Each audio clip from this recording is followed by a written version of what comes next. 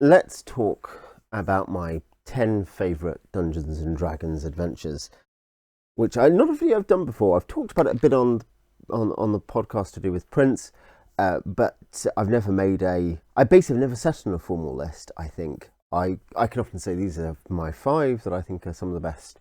But yeah, this is an attempt to capture that, and you're all going to have your own lists, so do put those in the comments. But yeah, this is mine, and it's changeable. And there's some, just to offer some criteria. One criterion basically, which is that I have somewhat limited myself on author, where because I could kind of make a top 20 or 30 or something where they're all pretty close. I think you could, oh well, I kind of like all of them pretty similarly. I haven't done that, and I've had to pare it down, and because and this isn't very exciting or critically decisive, but because I can't quite say, oh well, I know which ones are the best adventures. I can with TV shows. I can't really with adventures in the same way. I see them in slightly different ways, obviously, but because of that, I've kind of said, look, there's a few of this author. I'll pick one from that author of the ones I really like by him. That sort of logic, basically. Because otherwise it would be a top 20 or 30, and it'd be of a pretty similar kind of outlook. So anyway, that is the one criterion that I have somewhat limited myself on: representation of authors. So there are 2 runners-up, and this is kind of their special circumstances. We'll give a special commendation for King of the Giant Downs by Ed Stark. Not necessarily what you're expecting. It is a Birthright adventure from 1997, is it? 1997. Not the dog days of TSR adventures, actually, for 2nd edition Dungeons and Dragons. Very much into the better era, the kind of final strong run from 96, late 95 onwards. But this is, occasionally you'll see this mentioned, but it's certainly not mentioned on top adventure lists. This is a special commendation because it probably wouldn't get in that top 30 or something that's very similar to this top 10. But it is one of the adventures I like the look of most in some ways. I think what it lacks basically is that it's actually kind of like, here's several really solid dungeons, which is kind of what you want from a campaign supplement, which this is. You want some kind of core places people go that are good standalone experiences within the campaign. That's lacking. There's some okay stuff, but there's not much. The big thing here is this is a campaign adventure where you go and you are given the opportunity to become the regents, the domain holders of the Giant Downs. Are kind of very loosely held. There's no real overall ruler area of the Nordic area of Birthright, and this fits into the Birthright themes to do with domain play, regency, taking power, becoming ruler, and it also gives you this kind of really distinct setting of it's wild. You've got to take control. You've got to have strategy. You've got to decide who to ally with. By no means perfect, but just as a sort of curiosity, and not just a curiosity, that's insulting, like dismissive, but as a fine effort towards something which very few people do. This is actually something I really respect and like. Broken Castle. This is the honorary mention. This is kind of a top 10 one or top 30 one. It probably would make a top 30. Broken Castle by Gene Weigel. There are a couple of expansions out. I don't think he's come up with a sequel yet. Last I checked he hadn't, but he might have. Go and check his stuff. This is a whole campaign. It's 270 pages, thereabouts. You can get it on Amazon, or at least you could.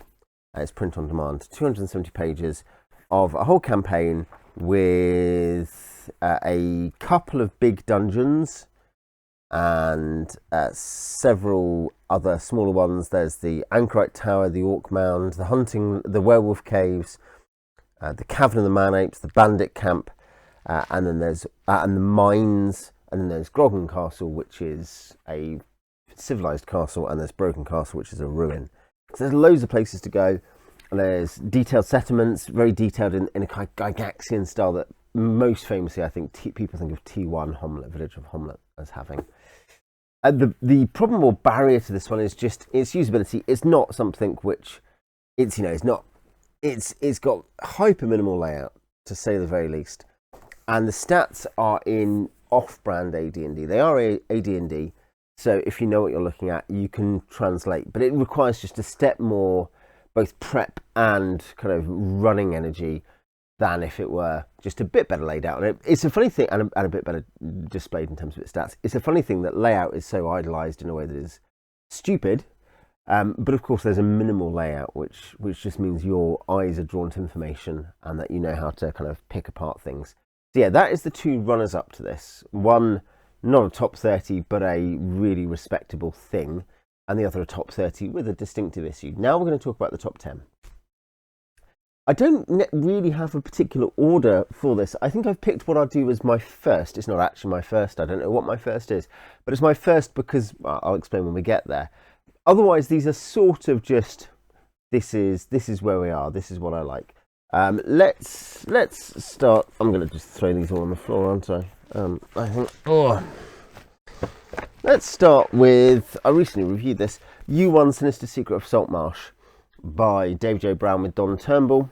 This was sort of, it wasn't the official TSR UK set of modules that started with the UK one, but it's what inspired it. TSR UK were making TSR UK were making various things that via White Dwarf and via the kind of the other work they were doing and events and stuff that Central TSR liked, and this is a kind of odd one, and I think it's widely liked, and it is widely liked. But it's an odd one, which is a sort of, there's a ghost house, but actually, is it a ghost house? And also, there's another place. There's a kind of pirate ship you can attack, and there's loads of ways to do all these things. Yeah, it's a complex multi-layered adventure with different options for the player.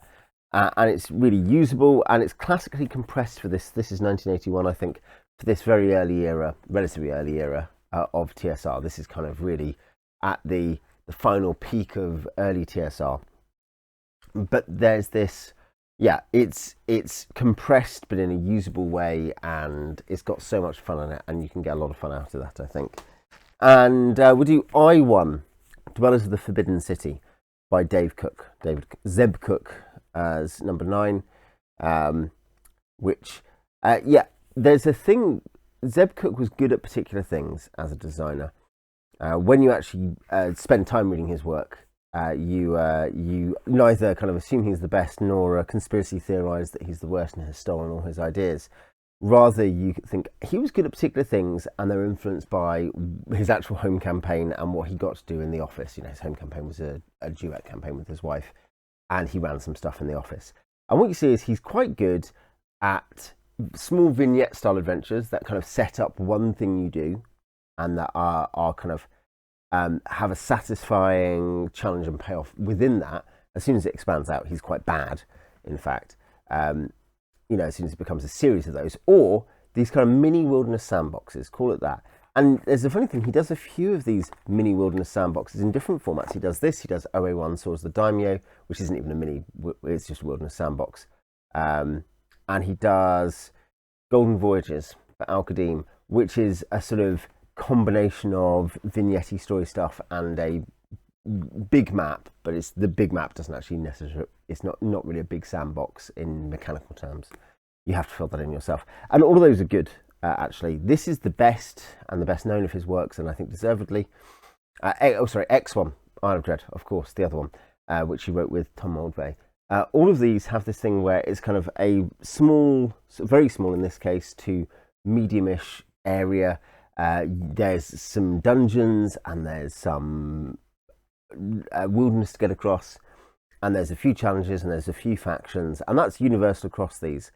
And it's interesting, he very much seems to have found that something which worked for him in a way that doing detailed dungeons he basically never did, and doing kind of scenario adventures he struggled with and was poor at. But that's sort of like, here's some places to go around and amble around, and then you meet these people, and then you go to this place. That worked. And I think I1 is the best representative of that. It's by him on his own as well. So, you know, in terms of credit to him. But yes, it's got the iconic stuff about the, you know, it's got all these factions in this kind of hidden valley. It's got all kinds of odd, strange, new or semi-new jungly monsters. It kind of, in that sense, feels distinct from a lot of other early TSR adventures in terms of its setting. Definitely plays into some kind of pulp fiction tropes. So yeah, Dwellers of the Forbidden City. Let's switch it up. Let's go Oh, this is one I've actually picked them all up, but this is the what is even the universe called? I forget now. But the Slumbering Ursine Dunes universe. These are the 4 books with Fever Dreaming Marlinko, Misty Isles of the Eld, and What Ho Frog Demons. These were early influences in terms of me realizing that you could do interesting and fun and open-ended things with D&D. And I have, I've run. Thankfully, I've run a bit of all of this. I'd love to again one day run more, I guess. But yeah, I think I should say the alternate for this, and I forgot to pick it up. But this was a bit of a this one or Through Alton's Door by Ben Lawrence, and I wonder if I prefer Through Alton's Door. Now I'm kind of having doubts. But basically, I think specifically Slumbering Ursine Dunes is a rare, along with Through Alton's Door, a rare real twist on the subgenres within D&D that works. There's another one actually on this list we'll get to, but it often doesn't work. There is a particular kind of band of things that D&D is really good at in terms of genre that it can emulate and create a satisfying combination between game and setting.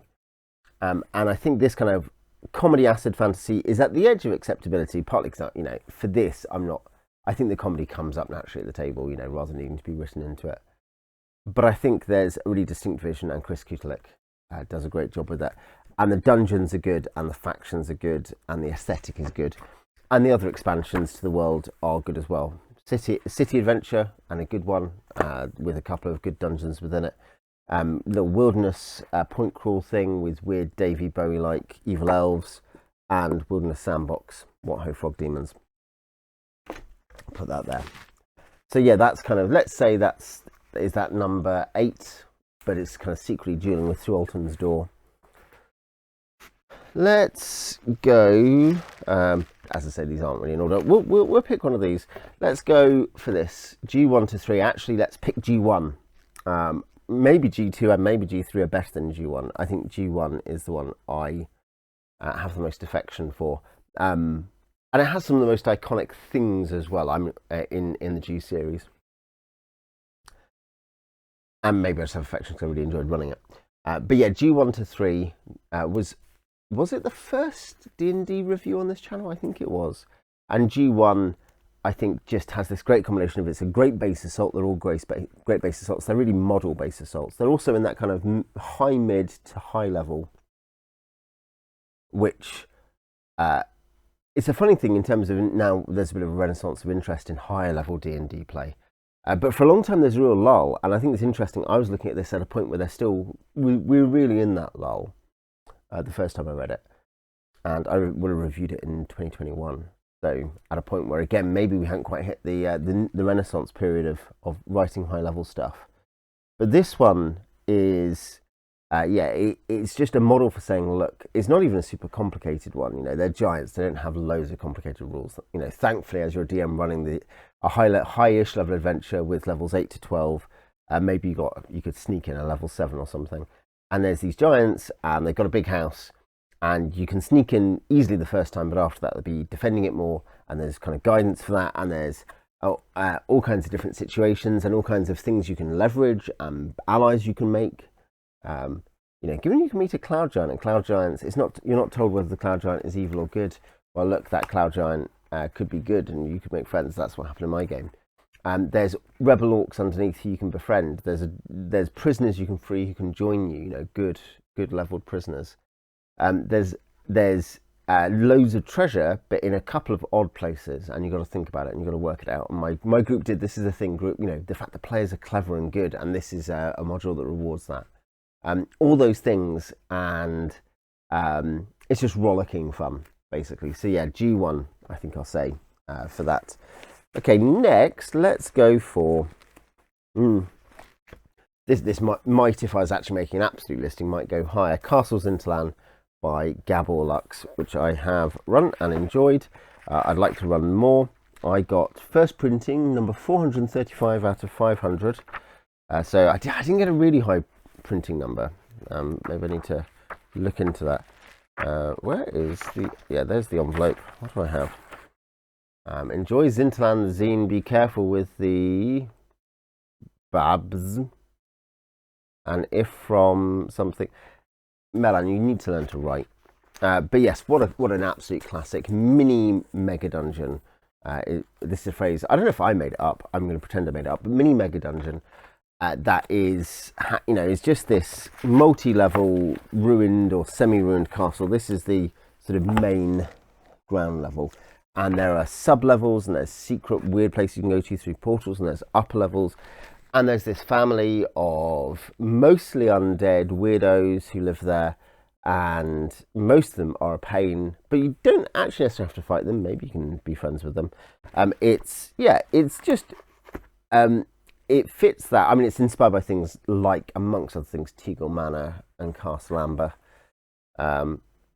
and many others, in fact. Teagle Manor, of course, being something that Melon worked on the... wasn't it expansion to a re-release of? I'm trying to remember.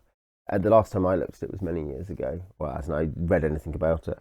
But yeah, it's levels 1 to 6, but it's a kind of epic 6 thing where really you're meant to cap out at level 6 and you just gain a few extra things at higher levels.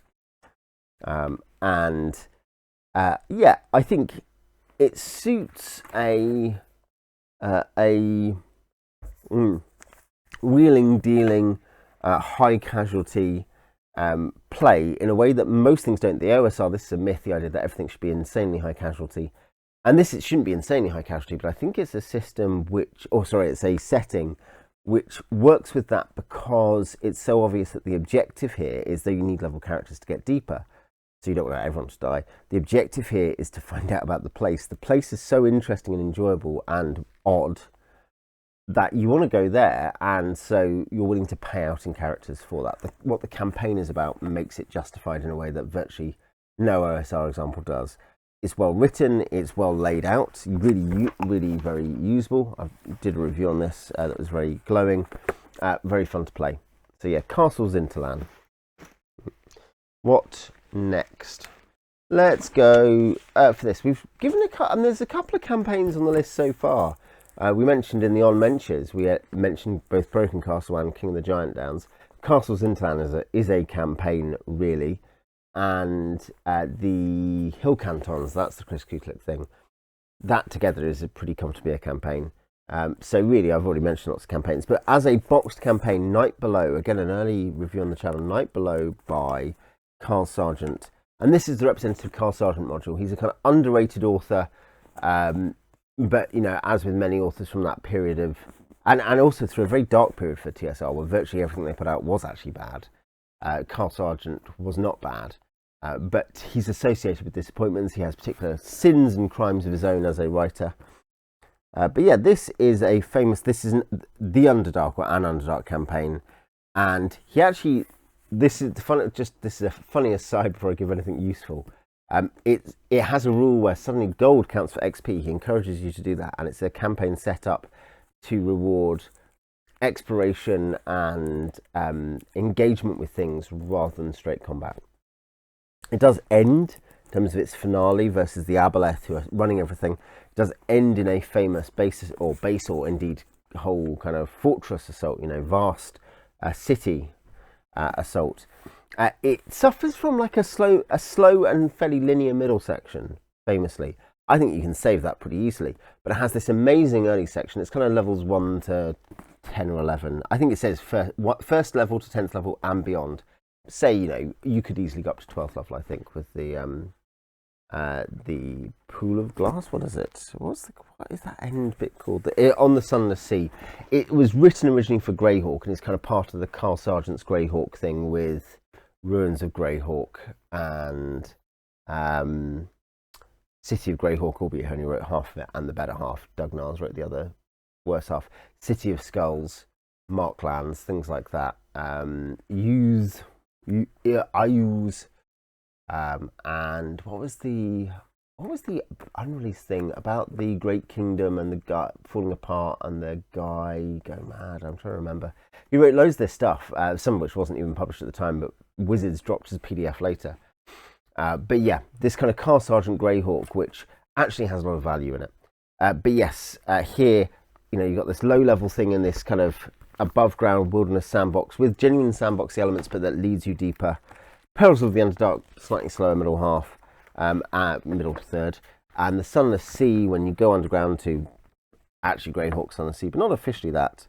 And you have the Isle of Great Shabaoth and the great city of the Aboleth, who've been running all of these schemes to kidnap magic users originally. In fact, it's Perils of the Underdark, isn't it? Is the glass? Yeah, the city of the glass pool is actually the Kuatoa city. So yeah, you have two wildernessy sandboxes, a real sandbox at the top level, and then on the bottom level of this kind of triple decker adventure, you have one where you're preparing to fight the Aboleth, and in the middle you have a wandering around, kind of not quite sandbox really, quite linear, and a classic assault on a Kuatoa base, which is obviously meant to make you reminisce of another Grey Core adventure, D2 Shrine of the Kuatoa. Let's go for this next. Let's go for next. Anomalous subsurface environment, 1 to 3. I've included all of them because they make sense together. It's one. This is the mega dungeon for this. Alas, we'll never see anything more. You can kind of jimmy out enough information from henchmanabuse.blogspot.com, I think it is, Patrick Wetmore's blog, to get levels 4 and 5. But this is one I've run. This is another kind of quirky setting that works. Basically, this is science fantasy, but the actual game. The game world runs as a D&D world with just a quirky aesthetic rather than like, everything's so different here. And it's fantasy enough, basically, is what I'm saying. And the science elements are fun and weird.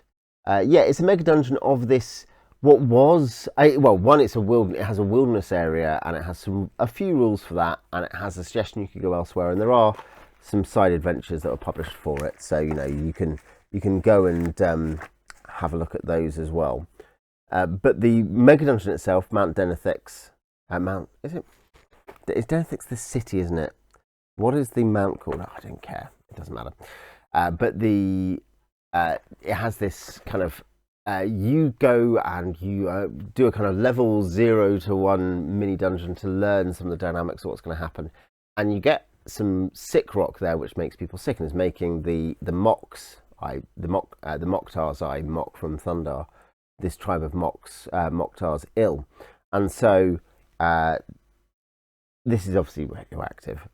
But there's a hole in this kind of little cave up on the big mountain which can take it, and there's a clue to go there. So you do that, and then it opens up, and you have the level 0 to 1 of that, which has loads of broken robots and weird stuff. And then you open that up, and you go down, and suddenly you're in a mega dungeon. There's 10 levels below you. And also there's a timer that things, as you level up, areas down the mountain are going to open up, and there's different time passes, as the mechanic. Once you open up the top, soon other groups will come, and there's going to be people trying to get in down at level 5 to Under Miami, and there's people clearing an entrance elsewhere, and a dragon has turned up somewhere on one of the entrances. All these things are happening, and it's this kind of weird and wonderful world with sub-levels and factions and like evil clowns in one area. And it's, I think, like all mega dungeons, there's a degree to which you end up being like, there's a lot of stuff here. I think, in different ways, in terms of mega dungeons, as we talked about on the channel, Barrow Maze and Stonehell, which are both good in lots of ways, particularly Stonehell, you end up being like, there's a lot of stuff here, and that is actually a criticism, because you end up being like, okay, what do you actually want the players to engage with, and how does it not become, how do the players not get tricked into, by the dynamics of the map, a slog? ASE is very smooth for that, on the whole, is really fun for that on the whole. And aesthetically, the aesthetic works, the gameplay works, and the different kinds of adventures you can do with it work. It is Labyrinth Lord, and so I'm trying to think of that. Like the Hill Canton stuff, it's not a system as much as a system basic / expert. It's a system that you can enjoy and has some learning, kind of gentle learning curve features that help when you're getting started. It's not a great campaign model, I think, but I think it's going to work about as well in this contained environment as anywhere. So yeah, Anomalous subsurface environment. let's say again. Okay, we're into the top three. They're not the top three. The top three. We'll say first. We'll say Return to the Tomb of Horrors by Bruce Cordell. I don't know if this is my favourite Cordell adventure. It's a weird one. I have an enormous amount of respect for a lot of the stuff he does in the Sagan trilogy. I think Dawn of the Overmind might be more ambitious than this, albeit in a more compressed format, which doesn't serve it in every way. I think Shattered Circle is a great low level adventure, much better than maybe sometimes it's given credit for. But I think Return to the Tomb of Horrors is, if you want, and I mean that I think there's lesser adventures that wouldn't belong on this list, which just show the fact that he's willing to do different things like Reverse Dungeon, things like that. But Return to the Tomb of Horrors is everything. It is all your Bruce Cordellianisms. It's a guy being like, hey, imagine if you did like 3 Tomb of Horrors, but like also everything's crazy, and eventually you end up in a strange city in the void that's been taken there by a Serac, and that consists of kind of strange, crumbling skyscrapers in this void. And you're picking together clues, and everything's awful, and there's this high-level challenge, but also, it's fun and aesthetically engaging, and there's challenges, there's game challenges. And there's criticisms I can make of it. It cramps a bit at the very end. It doesn't have... it has an interesting run through the original Tomb of Horrors. That's one of the gimmicks. It's an anniversary thing. It has a Gygax forward, which is fun. It has some stuff like the Black Academy and Skull City and that stuff. There's enough there to keep you diverted, but there's no tent peg dungeon other than the Tomb of Horrors itself in terms of traditional dungeon. There is Moyle, the city that waits with its towers, and that's the nearest thing, and I like Moyle a lot, and I think it's one of the strongest bits of the adventure. As I say, you could replace it with other Cordell. If you're looking at other weird, hyper-ambitious and quite successful second edition stuff post-TSR, the Dancing Hut of Baba Yaga by Lisa Smedman, S5, is really just fascinating and wonderful in lots of ways as well. But I think, Bruce Cordell is one of the great D&D designers, and he's sort of limited by the circumstances of his time and training. Someone else who that really applies to even more is Chris Perkins, who could have become a really great designer, whatever the people say now. You read his early stuff, and you're like, oh, he understands D&D. And then, like with Ed Greenwood, also could have been a great module designer. Was poisoned by the offer to write by the word and write novels, or novels masquerading as adventures, in Chris Perkins' case.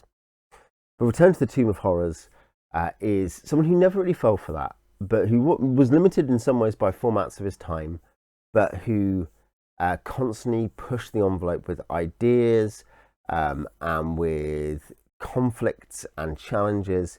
And this is all of that stuff amped up to 11. So that would be call it number 3. These last two, I'm going to give one again, which sometimes I'd definitely put at number 1 if you push me, but let's go with that. D3 Vault of the Drow by Gary Gygax, my top Gygax. This could be a list, a top 10 could quite reasonably consist of 5 or 6 Gygaxes in terms of stuff I really, really like. Hence, he and Cordell are some of the authors where I had to be like, let's just narrow this down to, 2 for Gygax, 1 for Cordell. But just narrow it down to say, look, this is the essential stuff, or a representative of the essential thing. G1 is a base assault, and for a high-ish level adventure, it's a simple adventure. Look, there's hill giants. They want to hit you. You need to sneak around because you're smaller. You need to use your resources wisely. You need to be able to find places to hide, particularly underground. You need to work out how you sneak back in because they'll be alerted. Vault of the Drow is the whole. I think the D series actually, I think, is as a whole Gygax's triumph in terms of actual published stuff. You can see the triumph underneath T1 to 4, but there's enough kind of stuff that is garbled or not quite successful in the expansion, where it's worked from Gary's notes and key by Frank Menser. There's enough stuff there that it doesn't achieve that real all-time greatness. in the same way. It's good. Oh, it is good though. Don't let the haters get you down. But Vault of the Drow, D13 in general, is amazing. It's a massively successful follow-up to the Giant series. And Vault of the Drow, I think, is at some level, I guess it's kind of Gary's last stand in a funny way. It's 1978. He has 1 or 2 decent modules come out after this. But this is, you've got to the end of this thing, you fought the giants, you found out there's Drow behind all of that. And then you go into an underworld, an Underdark, wilderness, and there's rules for the Underdark wilderness. I was going to say, you get a map, and you're obviously encouraged, by the way, you can see the Sunless Sea, which, of course, the Aboleth live on in Nightblow, it's there. So, you can combine those. And it has all these other spots that you could add, major encounter. You can go and go to other places as well, albeit none of that is actually detailed. That stuff that is kind of said, oh, maybe there'll be forthcoming modules that you'll learn about the stuff in. I think that's interesting, by the way, that Gary in the late 70s still thought, oh, the Underdark, and I think he was right, the Underdark has a lot more to offer for this kind of level of play. But here it's this mostly linear thing. There's, I think, one proper branch or something. And there's the Troglodytes in D1, there's the Kuatoa in D2, and there's the Vault of the Drow in D3. These are the big tent pegs. And the Vault of the Drow is a whole city, Arelhe Kinloth. And it's interesting when we think about Drow and Menzo Baranzan and Driz Do'Urden, and a mythology which I actually think on the whole works and is good, and it draws closely a lot of that from Gary, but it's his own thing. It's Ed Greenwood's thing. But this is weirder. This is more eldritch and odd, and the way it feels, the Drow feel, is odder. And I think D3 has just loads of stuff you can do, and you're having to merge into an Underdark city. It's something which there's been a few attempts since to write that kind of thing, and even though they've sometimes had more space, and in that sense they've been able to do more things, Gary compresses the idea of these are the things that go on in the city, these are the kind of guests that are there, these are the risks, these are some of the options, and these are the factions and all the people you can talk to. And it's a thing that you can stretch out and out. Joe Block, Greyhawk Gronyard has a good expansion module to it, which I suggest you check out. And he does his own, which I think is called D4, and he does his own Q module, because Q1, Queen of the Dim Web Pits, is a bit of a dud. Interesting ideas, but a dud. Q2, Joe Block's fan module, I think it's Q2, is a step up from that, but yeah, it's just got all these different things you can do. It's got intrigue, it's got faction play, it's got dungeons, including a good central dungeon, and it has loads of other little things you can do. Other encounters, other dungeons, etc., or mini dungeons, whatever. And different peoples you can meet. It's got it's got the succubus you can fight, or whatever. Lots of things, and I think it's just maybe Gary working at his highest rate. And then really after that, as a published designer, he is no longer the guy he was. He's not running as much in the same way because his life has changed. He's not able to finish modules and other people are finishing it for him, or even taking a very small outline like in Q1 and writing up a whole module that isn't particularly strong. And it actually means that actually some of his more interesting adventure work happens later after he leaves TSR due to all this. But yeah, Vault of the Drow, the kind of the swan song of Gary Gygax. This is my number one today, and I think this is another one where I restricted the author to one, and I could go for others. This is Tony Huso, A Fabled City of Brass.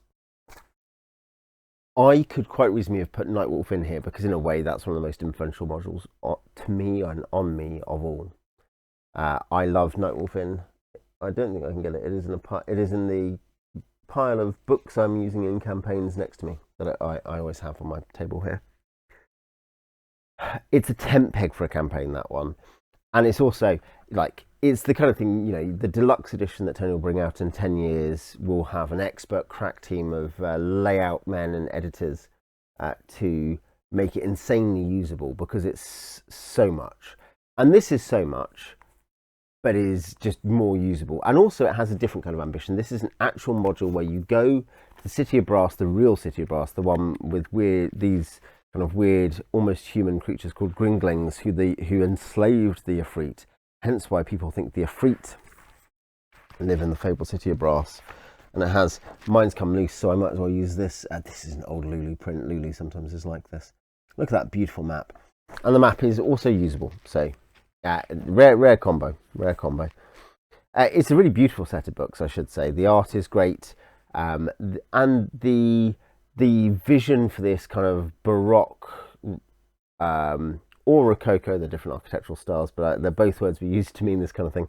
This kind of intricate and also really in your face, pseudo-oriental but not really setting.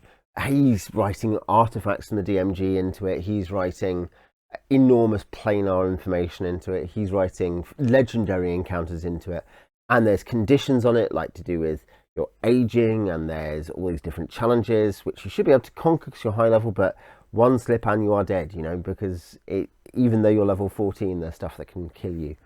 And that's the thing, is it's he says high level heroes. I feel like I've seen at least 12th level. That's it.